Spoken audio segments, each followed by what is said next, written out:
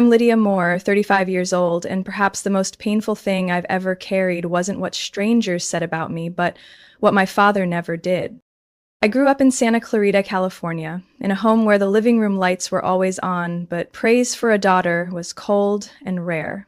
My father, Thomas Moore, was the embodiment of discipline and reputation.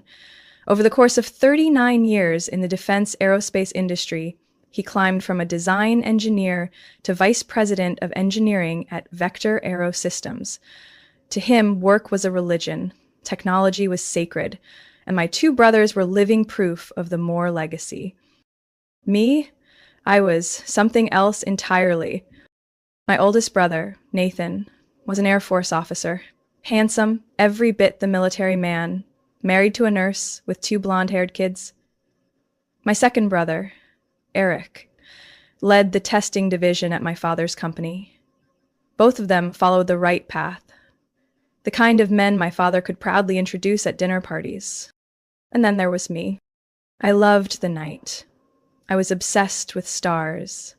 At 11, I cut up cardboard boxes and wired LEDs to build a model of the Apollo spacecraft.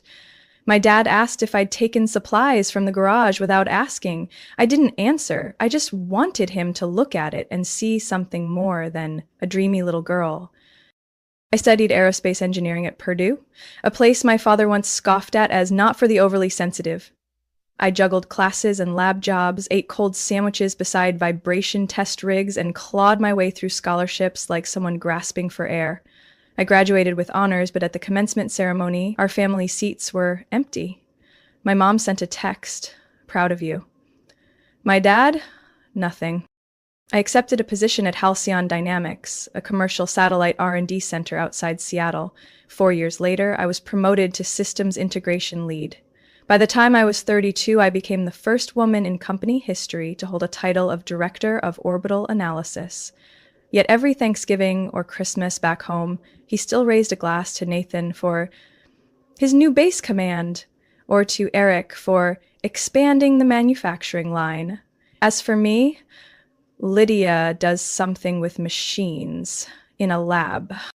They say the need for parental validation fades with time. That's wrong. It doesn't fade, it calluses, like your palms after pushing on a door that never opens.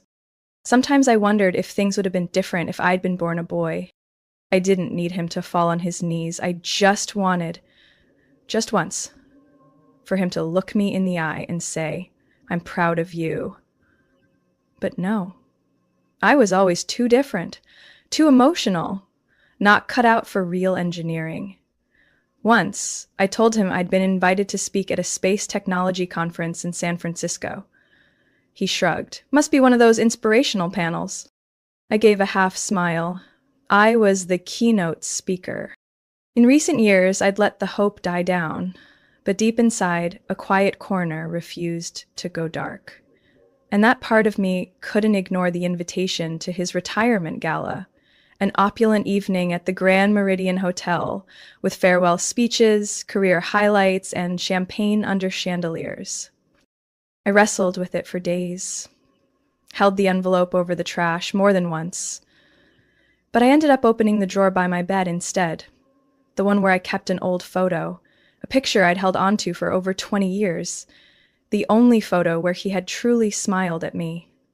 Standing beside me, at the citywide science fair when I was 13. I had won first prize that day. He'd placed a hand on my shoulder.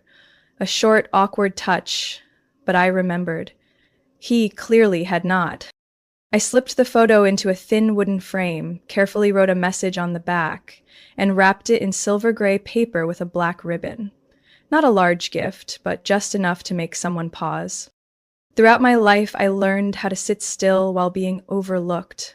It started at silent family dinners, where my father would turn to Nathan to ask about military training in Florida, or to Eric to praise a new engine line being tested. And me? He often skipped over me like I was just another chair in the room, lifeless, not worth acknowledging. I still remember my father's 60th birthday party. It was a rainy afternoon in March, the house packed with guests, a three-tiered cake and a jazz band playing softly in the backyard. When he stood to raise a glass and thank everyone, he looked around and began naming each family member. Nathan, my eldest son, carrying on our tradition of service to the country. Applause. Eric, the one who turned my garage into an engine lab, now running the testing division. More applause. Then he paused, looked at me, and said, And Lydia? Always passionate about high-tech stuff? A soft chuckle spread from a few guests near the bar. I smiled faintly, lowered my head, and hid my face behind a glass of red wine. 3 weeks later, I stood at the podium of the National Engineering Conference in Denver, presenting my orbital analysis for a $180 million satellite project. After my session, I received an invitation from Defense Tech for a research collaboration. That night, I dined alone at my hotel, reading the email that informed me I had been nominated as one of the top female engineers under 40. No one in my family knew or cared.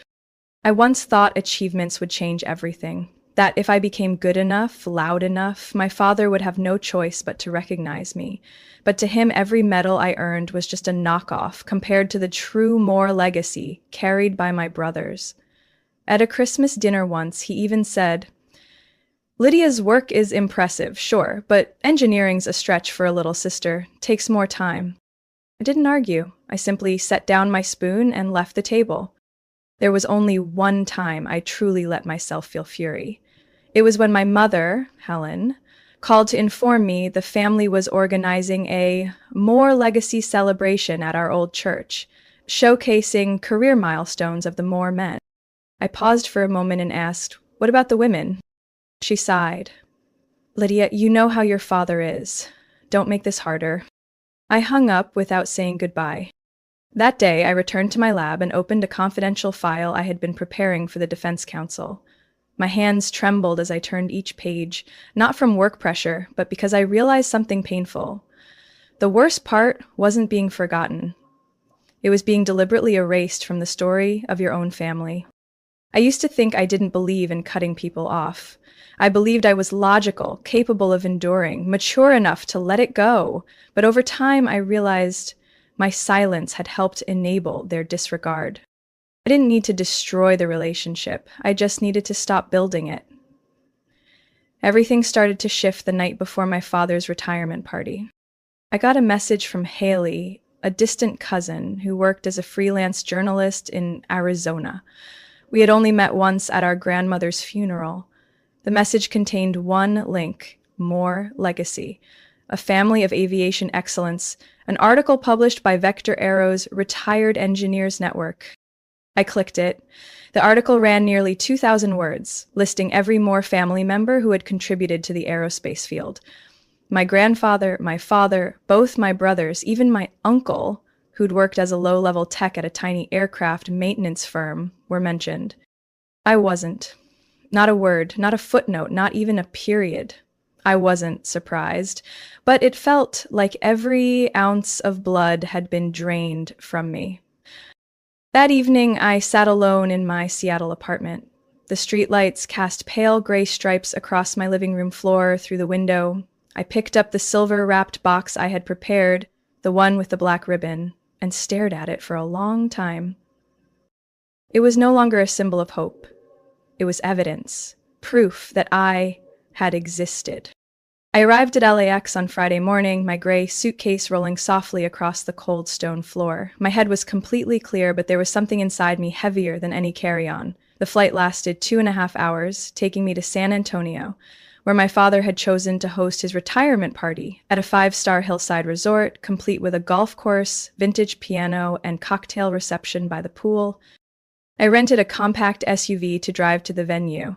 The South Texas air was dry and sharp, a stark contrast to Seattle's constant dampness. Every mile peeled back layers of memory. Wounds I thought had healed, but had only gone quiet.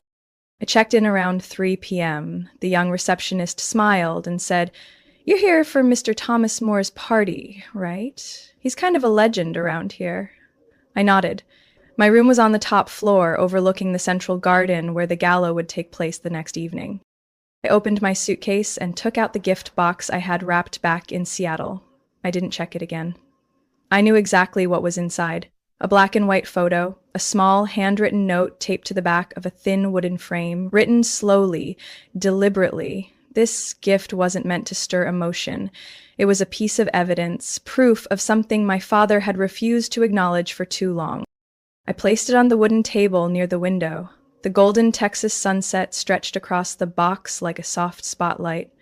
Then I showered, put on a simple dark blue dress, light makeup, and left the hotel to have dinner with the only family member I still kept in touch with, Aunt Caroline. She was my mother's youngest sister, now living in New Braunfels, the only one who had ever dared to say to my father during a family gathering, "Tom, who do you think you are, sorting your kids like cars in a parking lot?" After that, she was quietly removed from the family group chat. We met at a small Mexican restaurant tucked in a quiet neighborhood. She was just the same, silver streaks at her temples, eyes sharp but still gentle. After a tight hug, she looked me over and said, "Lydia, you look different, not older. Your eyes. You stopped waiting." I didn't answer, I just smiled, and she understood. We talked for over an hour. When the conversation turned to the party, she narrowed her eyes. "You sure you want to go?" "I'm not saying it because I'm worried. I just know he won't change." "I know," I replied. "I'm not going for him. I'm going to end this for myself." She nodded. "Then walk in tall, Lydia. Don't lower your head for anyone in that room." I drove back in silence. The Texas sky darkened fast and felt empty. I turned on the radio but didn't play music. What I needed was the space between sounds, the kind where I could hear myself think. The next morning, I woke up at 6:30 without an alarm. My mind was strangely clear. I double-checked my dress, shoes, invitation, and the box.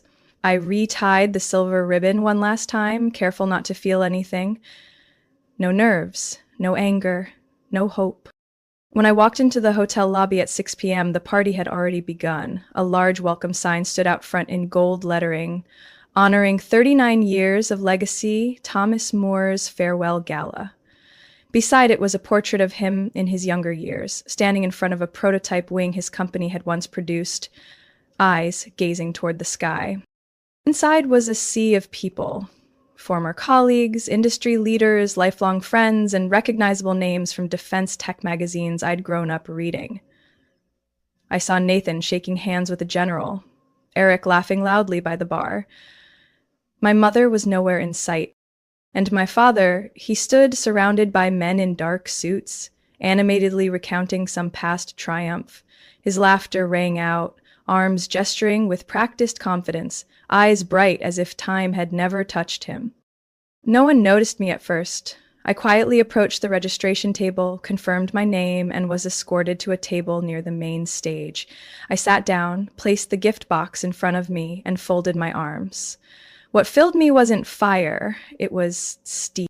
The event unfolded exactly as I had imagined, soft string music playing while guests strolled past the bar, familiar stories recycled about the glory years, and polished smiles colder than the ballroom air. I sat still at my table, eyes scanning the room, not as a participant, but as an observer. At 8 p.m. sharp, the stage lights dimmed slightly, and a middle-aged man's voice echoed through the microphone. "Ladies and gentlemen, please find your seats. We're about to begin the main address, honoring a legend in the defense aerospace field, Mr. Thomas More." A wave of applause swept the room. I heard Nathan's laugh from the front table, his hand slapping the shoulder of a man in uniform. Eric nodded with enthusiasm, as if gearing up for a magic show. My father walked up to the stage slowly, deliberately, like someone who had rehearsed each step to project dignified humility. He wore a sharp black suit, a slate gray tie, and a lapel pin marking 25 years of service to a next-gen jet propulsion program. He smiled slightly, raised the mic, and began. "It's an honor to stand here tonight among those who've walked nearly 4 decades of challenges with me. I'm not someone who expresses emotions easily, but tonight, I want to take a few minutes to acknowledge my family. I sat up straighter, fingers tightening slightly around my glass of water. I wasn't expecting anything, but I listened. My wife, Helen, the one who reminds me to eat greens and schedule doctor visits, even when I claim to be too busy. Without her, I wouldn't have lasted this long. Soft laughter rippled through the crowd. I hadn't seen my mother, but I knew she was somewhere in the shadowy rows of guests. And my two sons, Nathan and Eric. He paused. The spotlight gently found their faces, beaming with pride. Nathan, a true soldier, always at the front, unwavering in his principles, the embodiment of loyalty and honor. Eric, perhaps the only engineer I know who can dismantle a machine and rebuild it better than the original blueprint. You've both made me prouder than anything I've ever drawn or built. Thunderous applause. A whistle rang out. I clearly heard someone shout, "Bravo!" from the right side of the stage. Then he stopped. Of course, not everyone in the family chooses the same path, he smiled. Not at me, but at the crowd. Some are born to go far, in a more abstract sense. A light wave of laughter, like chairs scraping against marble, swept across the ballroom. A few eyes flicked toward me. No one said my name. They didn't have to. He continued, "To me, family is legacy, a chain of discipline, effort, and direction. Not everyone fits into that model, and that's okay. Each person has their role." Role. The word hit my chest like cold steel. I had thought I could sit through it, hear his words without feeling. I was wrong. It wasn't because he lied, it was because he told the truth, in the most ruthless way. I didn't belong. I set my glass down and rose slowly. Eyes followed me as I walked toward the stage. Not to step up, but to stop at the first stair. The silver gift box was steady in my hands. The stage lights hit the wrapping, casting a cold gleam across my face. I looked up at him. "Happy retirement, Dad," I said, my voice calm like greeting a stranger in an elevator. From someone who went too far to turn back. I extended the box. He looked down, stunned for a moment. Then he reached for it, his lips twitching like he wanted to say something, but no words came. I turned away, walking across the ballroom, through lingering perfume and the faint scent of champagne. The sounds around me faded, leaving only the echo of my footsteps on the polished stone floor. No one called after me. No objections. Just a long silence trailing behind an act that perhaps no one in that room saw coming. I didn't look back as I walked out of the ballroom. The hotel hallway stretched out like a runway under soft light. Every step away from that stage was a step away from the years I'd spent waiting. I didn't feel proud. I didn't feel triumphant. I just felt quiet. A kind of quiet I'd never known. Not from the absence of voices, but because, for once, I no longer had to scream to be heard. Back in my room, I locked the door and left the lights off. My navy meal dress slipped off and pooled at my feet like a shell I had just shed. I stood in front of the mirror for a long time, hair still up, eyeliner sharp, but my eyes held no fire, no tears either. The phone buzzed, a message from Mom. "Leah, what are you doing?" I didn't answer. 5 minutes later, another, from Eric. "You really didn't have to do that." Then Nathan. "You always have to make everything dramatic." I switched to silent mode, slid the phone into the nightstand drawer like dropping a stone into a deep well. That night, I lay in bed and didn't sleep. I just lay there, eyes wide open, chest rising and falling, feeling every heartbeat finally free from the weight of needing to be acknowledged. The next morning, rain fell unexpectedly over Texas. The droplets on the window reminded me of radar screens I watched daily at JPL, but quieter. At 8 a.m., I wheeled my suitcase out of the room. No goodbyes. No send-offs.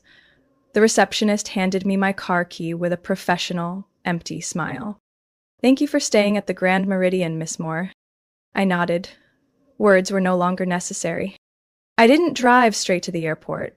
I turned down an old road into the historic part of town to a little cafe I had visited years ago after Grandma's funeral. It hadn't changed. Same faded signs, same creaky wooden chairs. I sat by the window, ordered a hot latte, and watched the rain smear across the street. Then my phone rang, a number I didn't recognize.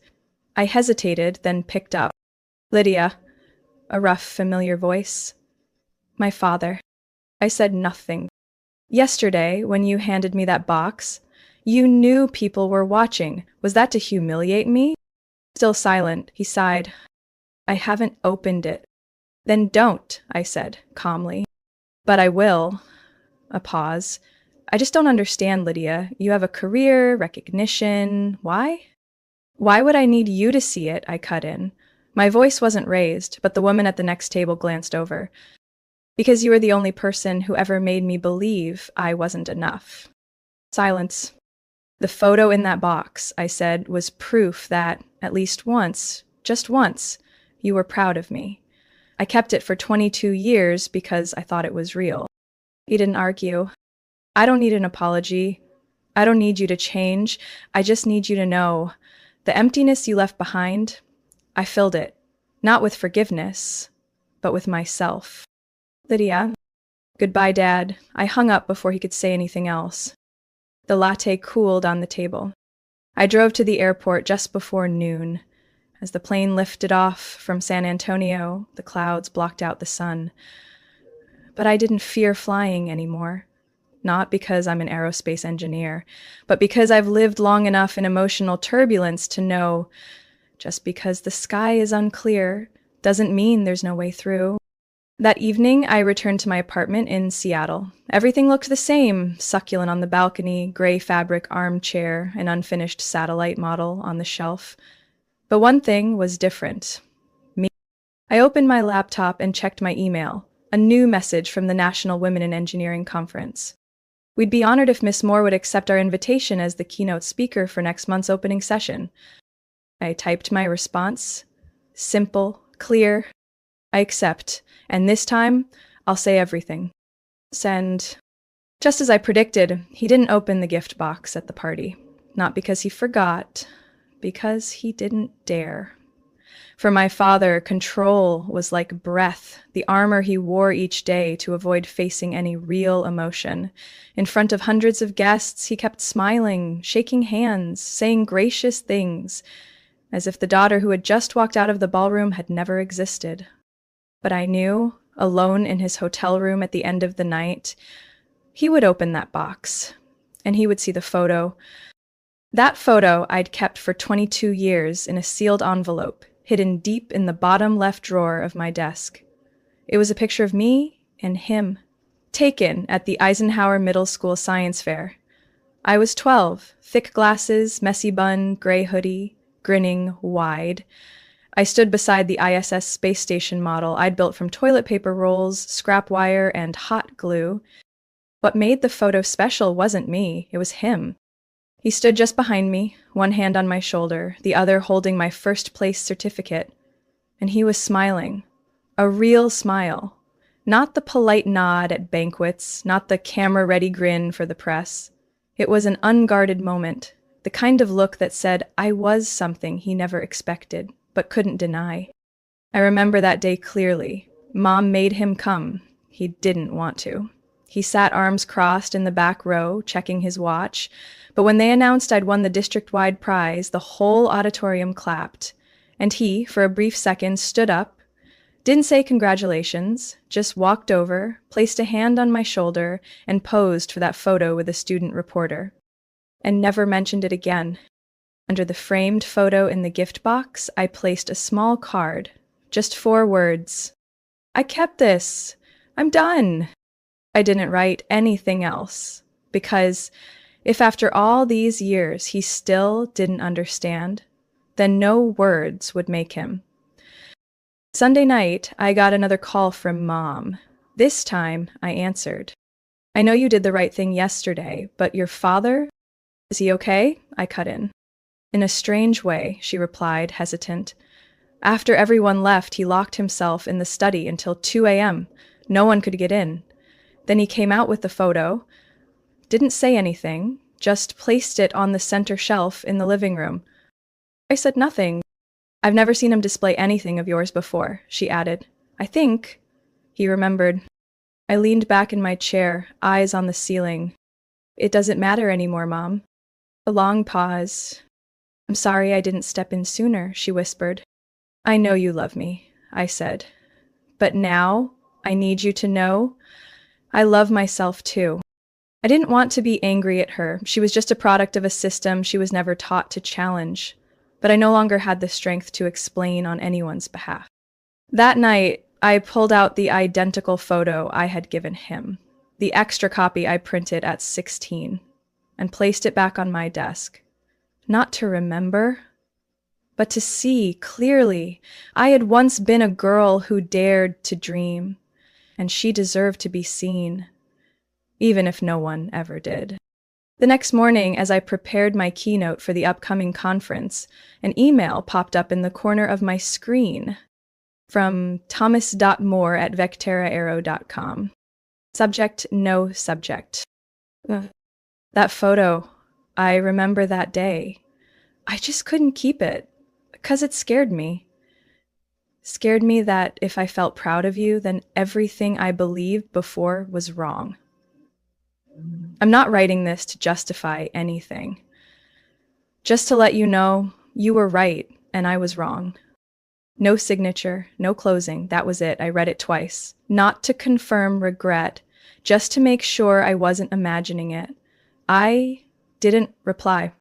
Because when someone has once made you believe your worth was conditional, silence sometimes is the only thing they're forced to hear.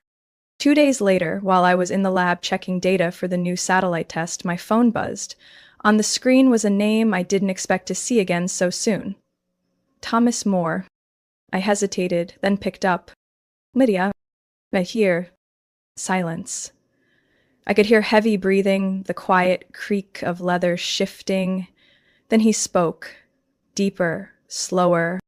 Don't know where to begin. But I think I owe you something. I leaned against the edge of the table, phone still to my ear. I didn't call to collect, I said softly. I know. But I need to say this. He paused. I opened the photo, and I remember more than you think. I closed my eyes. That day, I really was proud. So proud. But I was afraid. Afraid you wouldn't be like me. Afraid that my belief in order, discipline, and direction would be thrown off because you were different. I swallowed. Because I'm a girl? You didn't deny it. Maybe partly, but not just that. You didn't seek approval. You challenged things. You pushed against molds. Every time you succeeded, I felt threatened because I didn't understand how you did it. He took a deep breath. And instead of learning, I chose to ignore it. That was my failure. I turned toward the window. Seattle sunlight lit up my desk, reflecting off the satellite model like the glow of a distant planet. I didn't need you to admire me. I just needed you to see me, I said. Voice steady, not angry, just plain truth. But you refused, year after year. I know. And I want to tell you something honest. You remind me of your grandfather. I frowned. You mean Everett? Yes. He never acknowledged me either. Said I was blind for chasing technology, for leaving the farm to study mechanics. He told me I wasn't a real man if I couldn't plow a field. I went quiet. I swore I'd never do the same, he continued, and yet I became just like him. For the first time in my life, I heard him look into his past. No defenses, no excuses. I thought you were a complex equation, but the truth is, you were just you, and I didn't bother to learn how to be a father to a child like that. A strange feeling rose in my throat. Not tears, something lighter, as if a stone long lodged there was melting. I didn't forgive him right away, but I didn't hang up. I'll be speaking at the National Engineering Conference next month, I said. Keynote! I know, he answered, quicker than I expected. I saw the announcement. If you don't mind, I'd like to come. I didn't answer immediately. No need to go on stage. No need for anyone to know I'm there. I just want to hear you speak, for real, for the first time. I looked at the floor, then toward the door. Tickets aren't free, I said, trying to joke. I'll pay, he replied with a quiet chuckle, a sound unfamiliar but not unwelcome. After the call, I sat for a few minutes, phone still in hand, unsure how to name the feeling. It wasn't joy, and definitely not victory. It was more like a hollow space, partially filled. That night, I called Mom. You know what? I said when she picked up. I think maybe Dad really wants to understand me this time. On the other end, she was silent. Then she said, I believe that, and I'll go with him to the conference. I sank into the sofa, eyes on the ceiling. Not everything was healed, but some wounds only need to be acknowledged as real to start the process of recovery. And maybe, after years of trying to prove I was right, I could finally step into the next chapter without dragging the weight of the last war. I returned to Seattle on a soft, sunny afternoon. During the flight, I didn't check emails or open my laptop. I just sat in silence, looking down at the snow-worn mountains and the deep lakes below. Something in me had closed, not because I had forgiven, but because I no longer needed approval. 3 days later, I stood on the main stage of the National Engineering Conference, facing over 1,000 engineers, scientists, students, and those who once believed they didn't belong in this field, just because they hadn't walked through a familiar gate. I wore a charcoal gray suit, no bow tie, no jewelry, just a neat stack of printed notes in hand. Good morning, I began, my voice steady.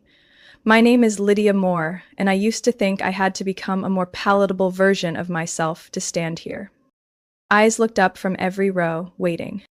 I once believed that to be acknowledged, I had to hide everything that made me different. My gender, my way of thinking, even how I approached problems. I paused and swept my gaze across the room. But after more than 10 years in aerospace and defense, I've learned the opposite. What makes you different is exactly why you need to be heard. No whispers, no awkward laughs, just silence. And I continued, I grew up in a family where technical achievements were only recognized if they came with a uniform or a legacy name. I used to think if I reached a high enough level of success, I would finally be accepted. I lifted my hand, not for drama, but to stop myself from slipping back into old emotions. But the truth is, if someone needs you to change in order to see your worth, then their approval was never worth anything to begin with. A soft wave of applause began. I didn't pause. 2 months ago, I gave my father a photo he once forgot. The only moment he had ever truly been proud of me. I kept that picture for 22 years, hoping he'd remember. But when I placed it in his hand at his retirement party, I was no longer waiting. I took a deep breath, not because I was emotional, but because I was speaking from my whole life. I'm not telling this story for sympathy. I'm telling it because I know many people in this room have stood where I once stood, overlooked for not following the right path, dismissed for daring to be different, excluded for not fitting the mold. I lifted my chin. But you are not a failure just because you are different. You are the proof of a kind of success the old world never understood, and sometimes walking away from a door that never opened for you is the first step to building a whole new path. This time, the applause lasted longer. I saw my mother sitting in the 4th row, eyes glistening. My father sat beside her, hands clasped tightly, looking at me, not as someone analyzing, but as someone learning how to feel again. I ended the speech with a line I wish someone had told me when I was 16. You don't need permission to be yourself, and sometimes the bravest act is to stop waiting for others to assign your worth and claim it for yourself. As I stepped off the stage, no step felt heavy. I didn't need anyone to run after me. I didn't need anyone to say, you did good. I had already said it to myself. A few days later, the speech video spread across engineering forums. It appeared in an IECA newsletter, in a STEM classroom in California, even on the homepage of a blog for women of color in science. I received hundreds of emails from people I'd never met, but who wrote that they had once felt invisible, the way I once did. A 17-year-old girl named Aubrey from Ohio wrote, "I printed your final quote and taped it to my bathroom mirror. I don't know what I'll study yet, but I do know this. I don't need anyone to validate my dreams." I replied with one line, "Build your road to a place no one thought you could reach, then invite them to watch." And in that moment, I realized I was no longer the forgotten child at a family dinner. I was a woman who had learned, step by step, to rewrite her story. With truth, with pain, and with freedom. Lydia's story is a powerful reminder that you don't need recognition from those who once dismissed you to be worthy. When you stop trying to fit into someone else's mold and start building your own definition of success, you don't just step out of the shadows. You become the light for yourself and for those silently struggling like you. True worth doesn't lie in approval. It lies in the courage to live authentically, even when no one claps. What do you think about Lydia's choice? Was she too bold or simply brave enough to step out from under her family's shadow? Share your thoughts below, and don't forget to follow the channel for more powerful stories about family and life.